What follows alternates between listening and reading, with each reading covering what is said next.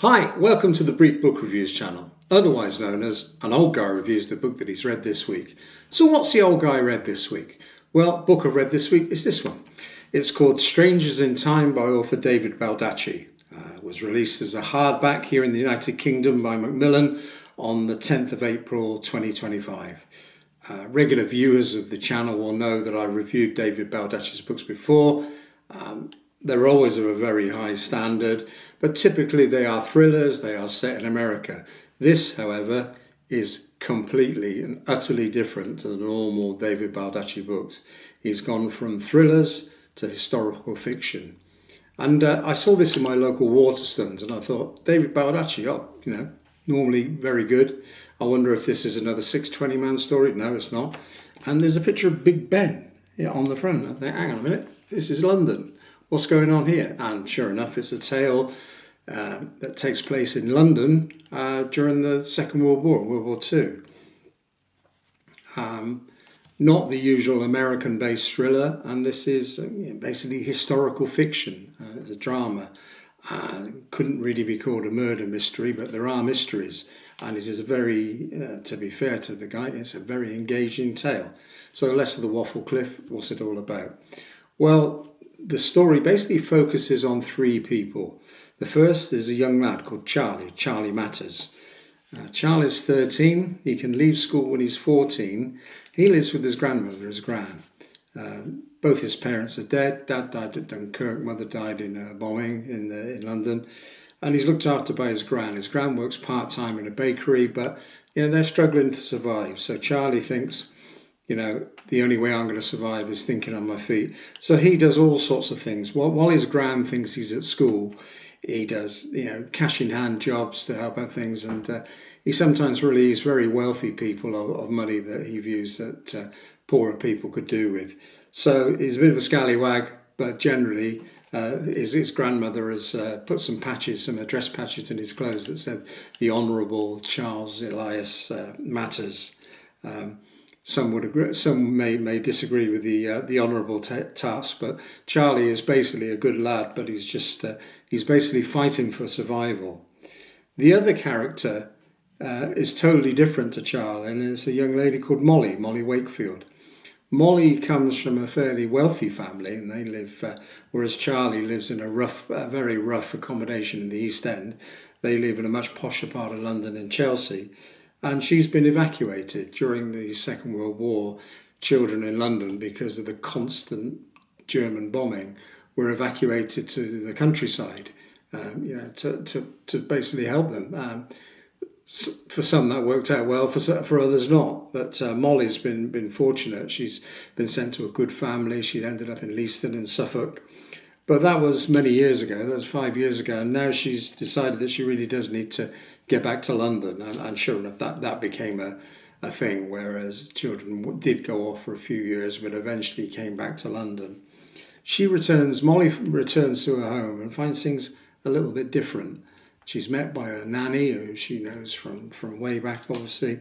She knows that her mother is not well. Her mother has been sent to place called the Beneficial Institute down in Cornwall, and it's what we would call nowadays she has severe mental health problems.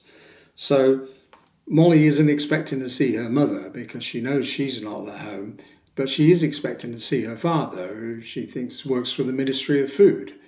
At a time there was rationing, and the Ministry of Food was quite an important ministry. And Molly becomes a little bit suspicious and realises that her nanny's been a little bit evasive about her father. She also notes, Molly, as she's trekking around, that she appears to be being followed and can't quite understand why. Well, eventually, Charlie from the East End and Molly from the slightly posher side of town end up in a place called the Bookkeep. The Bookkeep is a bookshop, and it's run by a guy called Ignatius Oliver. It was originally his wife's Imogen's business. Imogen has passed away, and there are, let's say, suspicious circumstances around Imogen's death. But circumstances dictate, and I don't want to give too much of the plot away, that Molly and Charlie end up with Ignatius. So it's the tale of these three people. And they've all, in a way, got something to hide. Charlie's been involved in a few things whilst out on the cadge, which haven't ended well. Molly is worried about her father and thinks there is definitely something going on there. Molly and Charlie are a bit worried about Ignatius, who seems a really good guy, but is visited by a mysterious figure in the middle of the night and appears to have some sort of coding machine. So in a way, the three of them they've all got secrets, and the premise of the book is, will their secrets keep them together or will they blow them apart? So it's a very well-written tale, and fair play to the author. He must have put in an awful lot of effort to do the research on this, because World War II in London wasn't a laugh. There was constant bombing from the Germans. The Ignatius, who runs the bookshop, works as an air raid warden in the evenings. And, eventually Molly offers to work as a nursing auxiliary. And it tells a tale of different people being thrown together by circumstances and trying to overcome those very, very difficult circumstances. So it's a very well-written book. And in a way, it's a tale of those ordinary people getting together and trying to overcome their difficulties, and those difficulties are well and truly outlined. You get the feel of World War II London, and they're under constant bombing from the Luftwaffe, but they've also got the V1 and later the V2 rockets, which were deadly. So very well researched.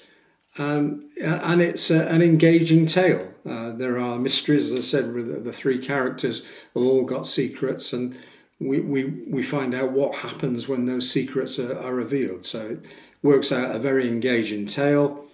As I said, it's not a thriller, it's historical fiction. There are people that like David Baldacci's books that won't be too fussed about this one because it's not the standard Baldacci offering. But nevertheless, I thought it was a good read. It's 433 pages. I'd probably give it 6 out of 10 because I'd say it's probably not up to the usual, blistering standard that Baldacci produces. But nevertheless, it's worth a read. And the one thing I would say about this book is it definitely stays with you. I bought this at the end of last week. I'm recording this on Wednesday the 30th of April. I bought this at the end of last week, read it in 2 days, 433 pages. But I've been thinking about it since, how people survived in World War II. I'm too young to remember it, believe it or not. My father fought in World War II, and I know, his tales of ration books, and certainly when he was in North Africa, the fact that they were hungry all the time because they never got the provisions. And that's an enduring theme in this book, is that, obviously with the Germans bombing the docks, particularly in the East End, supplies were hard to come by, and people did have a lot of deprivation, both the fact that buildings were being blown up, but the fact that they hardly had any food most of the time. So, as I said, well researched, worth a read. So that's it for this week's brief book review. Thanks for watching. 10/10 till we do it again.